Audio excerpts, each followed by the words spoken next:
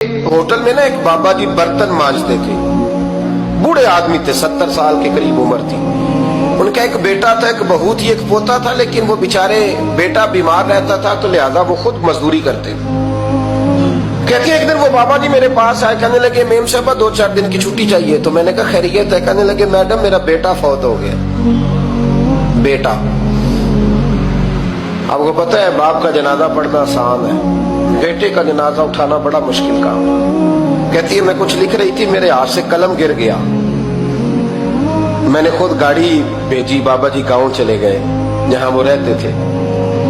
कहती 2-3 दिन के बाद मैं और मेरा शौहर गए तो रास्ते में हम बातें कर रहे थे कि क्या ताज़ियत करेंगे।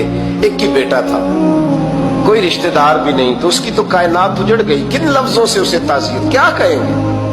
कहते जब हम गए तो वो टूटी हुई चटाई पे बैठा था, कुछ लोग करीब थे। हमने जाके कहा बाबा आप मुसलमान हैं, हम आपको क्या नसीहत करें, एक ही बेटा था, कि किस तरह करके हम आपको तसल्ली दें। तो कहते उसने आंखें खोली, बूढ़ी आंखों में ईमान की रोशनी।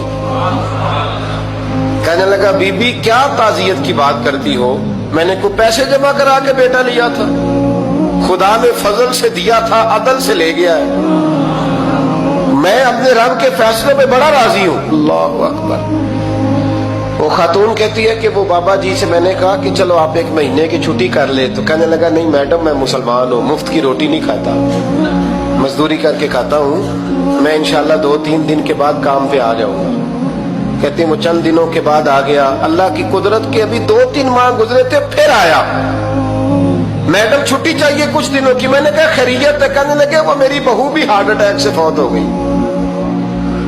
कहते अब मैं भी तड़प गई और ईसाई हो कि मेरी आंखों में आंसू आ गए। मैंने कहा घर का दरवाजा बंद हो गया, अब ये बेचारा क्या करेगा।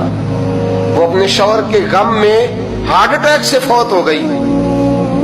कहते हम फिर 2-3 दिन के बाद ताज़ियत के लिए गए, फिर टूटी हुई चटाई, बूढ़ा ना अपनी उंगलियों से जमीन पर कुछ बना रहा। कहती करीब गई और मैंने जाके कहा बाबा अब तो तसल्ली आपने खुद ही करनी है, जो निजाम था वो तो हो गया। तो कहते हैं फिर उसने आंखें खोली, आसमान की तरफ देखा तो कहने लगा बेटी कोई परेशानी नहीं, मेरा बेटा बगैर शादी के भी तो फौत हो ही सकता था ना, बस मेरे मालिक ने जब चाहा जैसे चाह हुआ। मैं इंशाल्लाह 2-4 दिन के बाद काम पे आऊंगा। ये मेरा 3-4-5 साल का पोता है, अभी स्कूल दाखिल हुआ है, मैं साथ ले आऊंगा, वहां मेरे साथ ऊपर क्वार्टर में जहां मैं रहता हूँ ये भी रहेगा।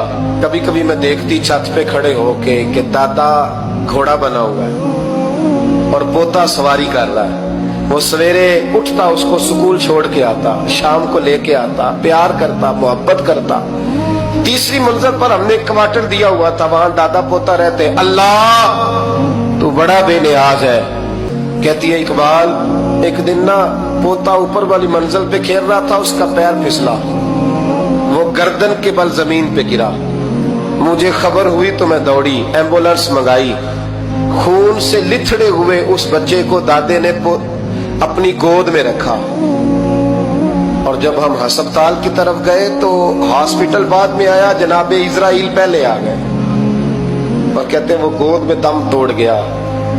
फिर दादे ने उसे अपने हाथों से गुसल दिया, फिर उसने अपने बूढ़े हाथों से कब्र खोदी और फिर मिट्टी डाल के कहने लगा इन्ना लिल्लाहि व इन्ना इलैहि राजिऊन। जे सोना ही मेरे दुख विच राजी, जे सोना ही मेरे दुख विच राजी। फिर सुख नू चुल्ले डावा। कहती वो मिट्टी डाली उसने और जब वो वापस पलटा तो मैं